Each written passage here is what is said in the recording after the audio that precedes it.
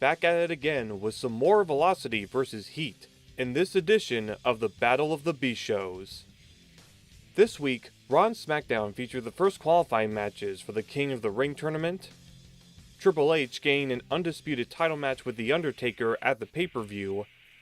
Shawn Michaels returning as the newest NWO member. And the only singles match between co-owner Ric Flair and Stone Cold during the main event on Monday, and as it would turn out, the last match Austin would have for the next several months. But I'm getting ahead of myself, so let's refocus on the B-Shows for this week. Our main events start with Saturday Night Velocity featuring the in-ring debut of one of the Tough Enough 2 champions, Linda Miles, as she takes on her trainer and former women's champion, Ivory. Meanwhile, on MTV, Heat spotlights Jeff Hardy facing a tall order, both figuratively and literally, against the Big Show. This being one of the final appearances of the NWO in any capacity on Sunday nights. With a lot of action to get to, let's dive right into Raw and SmackDown's B-Shows to see how it all plays out.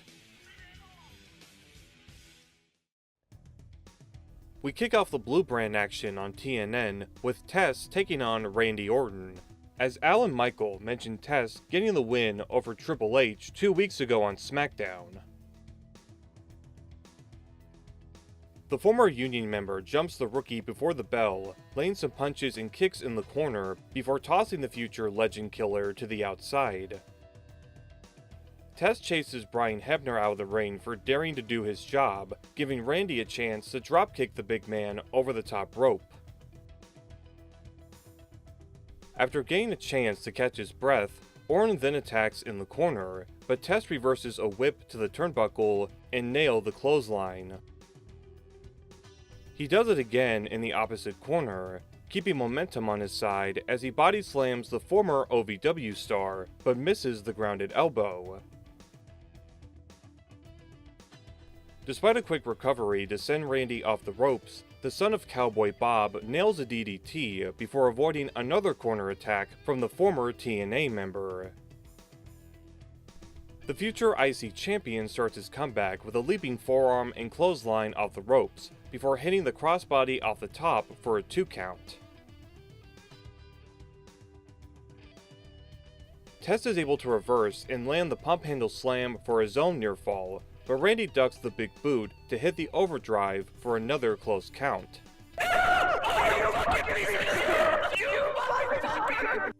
Orton's fate quickly gets sealed when Test escapes out of a body slam attempt, and a Test Drive rolling cutter scores him the win in our opening contest.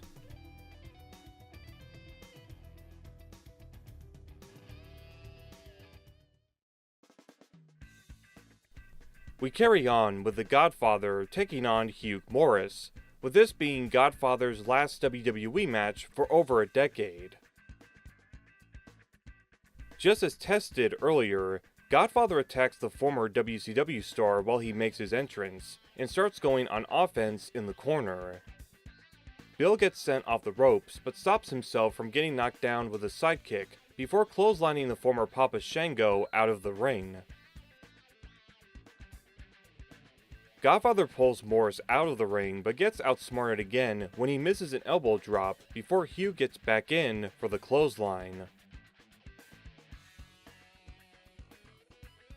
As Michael and Al continue to discuss Linda's debut later in the show, Hugh goes to the corner for some punches on the middle rope before Godfather shoves him away.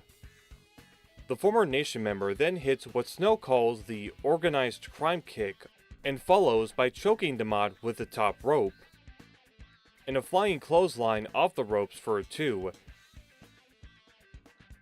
Hugh Morris, the near 300-pounder as well. 2 big old men going at it in this matchup here on Velocity. 2 big meat-slapping mastodons. Big meaty men slapping meat. That's what I want. But Hugh quickly gets the advantage via a power slam and a back suplex for his own 2 counts.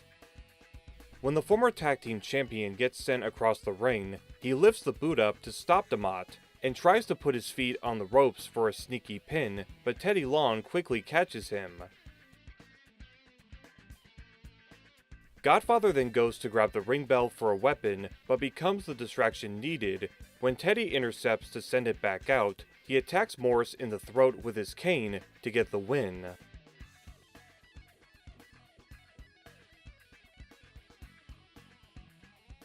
Despite this being his last singles match in the company, Godfather would still make occasional appearances over the years, including the first Raw Roulette special in Vegas just a few months later.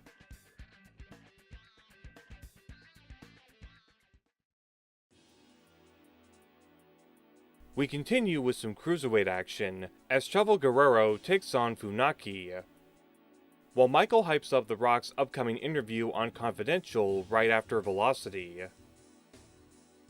When Show tries to hype the crowd up in the opening moments, both men trade some takedowns, as Al and Michael mention Jamie Noble debuting on SmackDown as Nidia's boyfriend, both of them responsible for the stalking and attack on the Hurricane in recent weeks. Funaki stays one step ahead of Chavo with a drop toe hold, hip toss, and a dropkick. Chavo gets in a cheap shot after a rope break before sending the former Kind Time member into the ring post, as Chavito starts to focus on the shoulder and chokes him in the corner. Funaki avoids a running attack on the opposite side to execute a running bulldog, and then tries to take Chavo down off the Irish whip, only to get slammed down with a wheelbarrow facebuster for the 2. Some back and forth shots lead to Chavo briefly locking in a submission before Funaki escapes and hits the head scissors that send the former Cruiserweight champion to the outside and allows Show to go for the vaulting body press and throw his opponent back inside. Chavo lands on his feet from a back body drop attempt, but Funaki slides under and nails the enziguri for another near fall, as Eddie's nephew then lures Show into the corner for an attack, setting up the backbreaker for another close count. Funaki blocks a suplex attempt and rolls his opponent up, leading to another sequence of reversals where he looks for a dragon sleeper, only for Chavo to cut him off and land the brainbuster to get the W.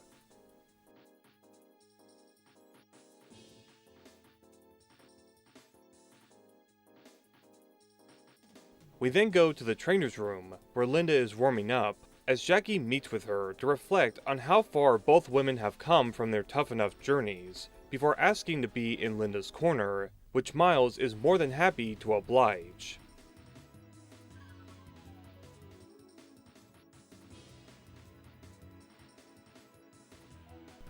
Main event time, and the first women's match that's been covered on Battle of the Beast shows, as former Tough Enough 2 trainer Ivory looks to test her former trainee Linda Miles in her debut match.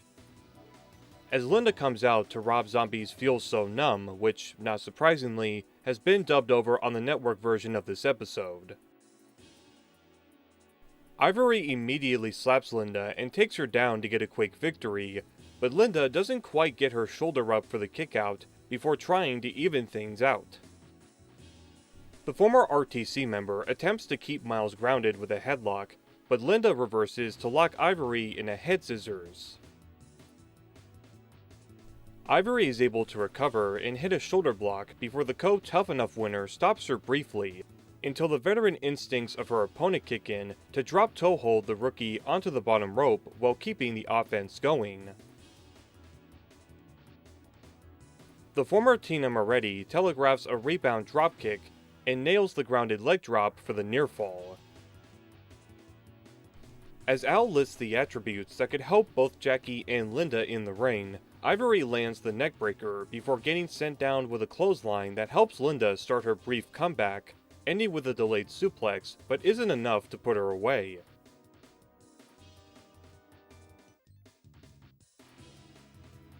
After Miles backdrops Ivory, she looks to dive off the top rope only to get cut off by her trainer, but Linda shoves her off and prepares to go for it.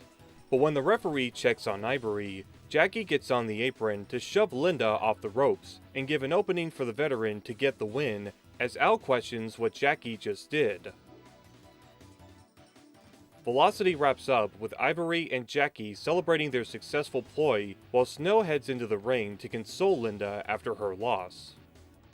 Both Jackie and Linda would continue their feud on SmackDown and later in the month on Raw, before Miles got sent to OVW at the end of the year. And though it'll be quite a while, this isn't the last time we'll be seeing Linda Miles on Velocity or the Battle of the B-Shows.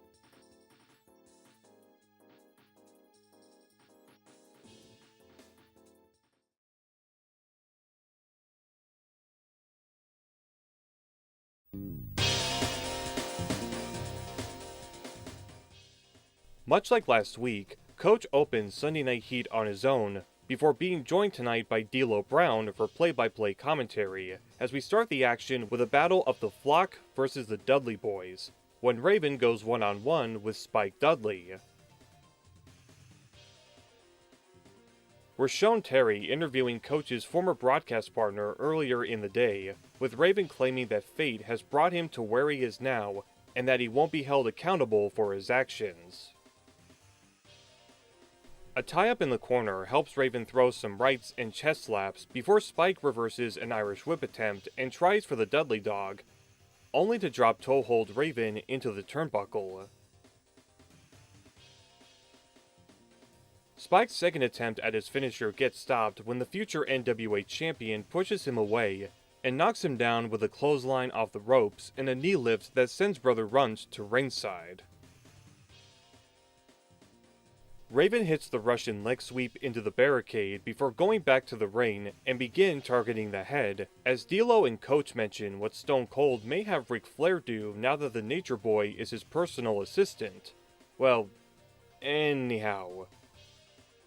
Some snapmares and a dropkick help Raven get a few near falls, before he attempts a running bulldog out of the corner, but Spike escapes and gets in a battering ram to send him onto the mat. The former ECW Tag Team Champion transitions to an inverted atomic drop in Bulldog, ending his comeback with a neckbreaker for a 2. Raven stops Little Spike's punches in the corner and catapults him into the bottom rope, with his Irish whip moments later reversed by a Hurricane Rana from the Dudley Boy. But a gut kick reversal into the Raven effect helps him get the win on Sunday Night Heat.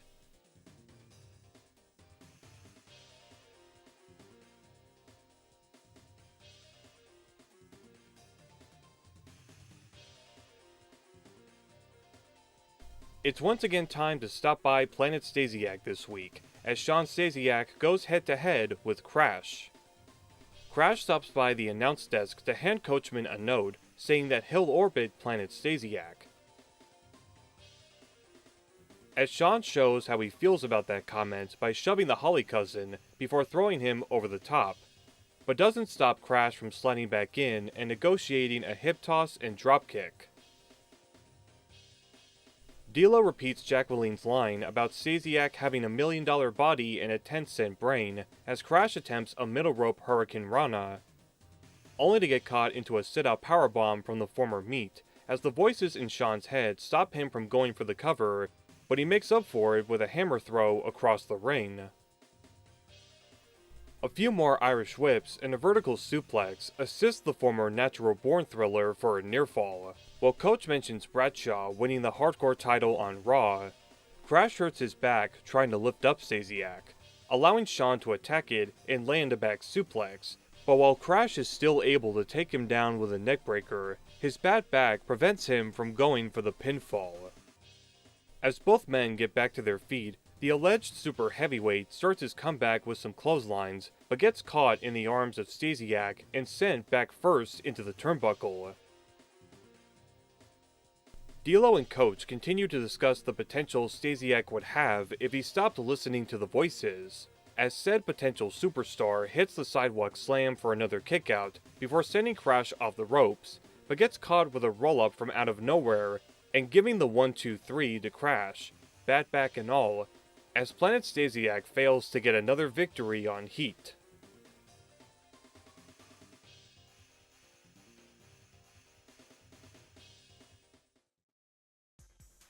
Just like on Velocity, we cover our first women's match on Heat for Battle of the B-Shows, as #1 contender Molly Holly takes on Jacqueline. We see Molly on the receiving end of a trap from women's champion Trish Stratus on Raw, preventing Molly from using the brass knuckles as she's been doing in recent weeks. D'Lo calls Miss Holly a prude for being around William Regal, as the crowd chant for Jackie when she gets a 2 off a roll-up attempt. Molly gets in a shoulder block, and Jackie evens the playing field with taking her opponent down, but gets caught into a stun gun on the top rope, segueing to a bridge pin from Holly for a near fall. The former women's champion gets sent off the ropes but avoids Molly's attack with another close leverage pin, only to get cut off with some heavy attacks from the former Mona. Coach and D'Lo bring up HBK and Kevin Nash's history now that they're back together in the NWO, as Molly gets in a vertical suplex and keeps the momentum by choking Miss Jackie on the middle and top ropes. Another rebound attack from Holly gets reversed into a sunset flip from Jacqueline, but Molly quickly recovers to send her opponent back to the mat. After the backbreaker, Molly goes to the top rope, but misses the Molly go-round as Jackie gets her comeback started with some punches, a drop kick, and roundhouse kick for another pin attempt. Jackie lifts Molly for a slam, but gets rolled up, as Molly grabs her tights to get the sneak victory, with Regal's advice helping the Holly cousin get another win en route to her title match with Trish at King of the Ring.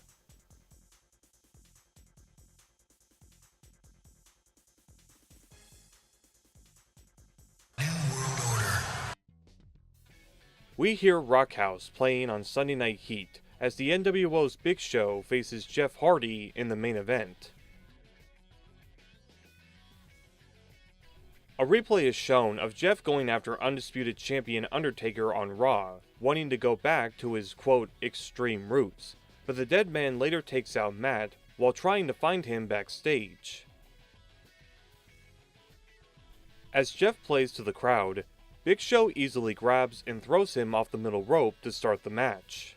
The Giant wastes little time going on offense, but Hardy is able to get in a punch before being tossed around the ring by the Showster. Show lifts Jeff up to choke him out and use the top rope to add pressure onto the former tag team champion's back before we get a familiar chest slap in the corner that sets up the delayed suplex, as Hardy has barely gotten in any offense during this matchup, but gets to say hi to Coach after being thrown out to ringside.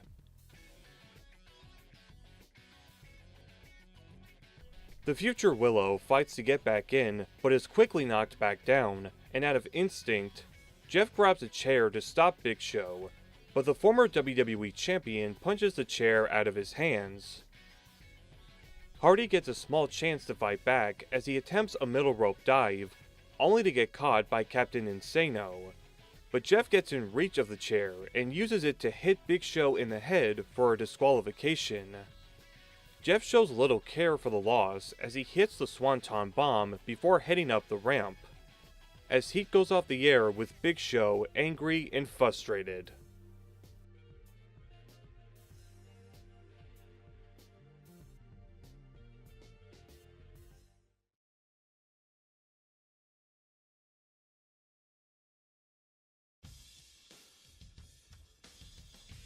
With both programs wrapped up, will the third time be the charm for Velocity or Heat on the Battle of the B-Shows?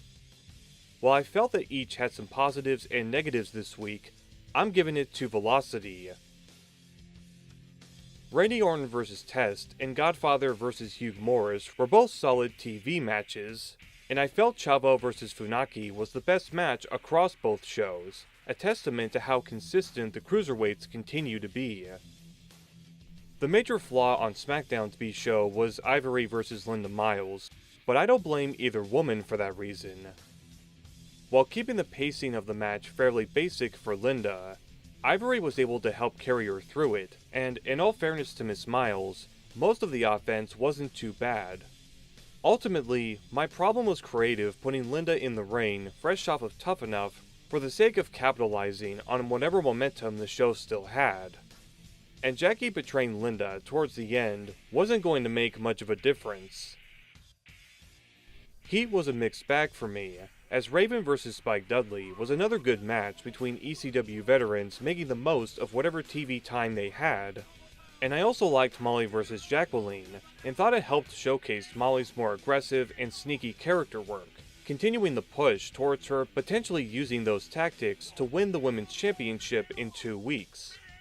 Stasiak and Crash was looking to be another good match with the in-ring story of Shawn targeting his back throughout.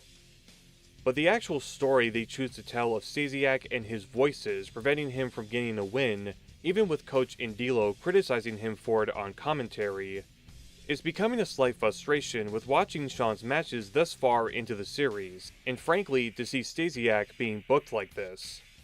I also felt the mostly squash match format for Big Show vs. Jeff Hardy was the wrong way to go. Especially with how they're pushing Jeff at the moment, I would have wanted Jeff to be on more resilient offense throughout the match, showing what he'll do to get back to his extreme roots. I understand that the DQ finish was to protect both guys, since they're being featured in Raw's main storylines, but I still think they did no favors for Jeff, with him getting very few moves in outside of the chair shot and swanton after the bell. But do you guys agree with my thoughts on this week's B shows, or do you think a lot of the matches were handled pretty well? Let me know your thoughts in the comments, and prepare yourselves, because these upcoming episodes are going to get quite interesting. One particular incident before Raw next week will result in some major creative shakeups with both storylines and behind the scenes, especially with how WWE will handle the brand split in the immediate future. But until then, I hope to see you there, and thank you for watching the Battle of the B-Shows.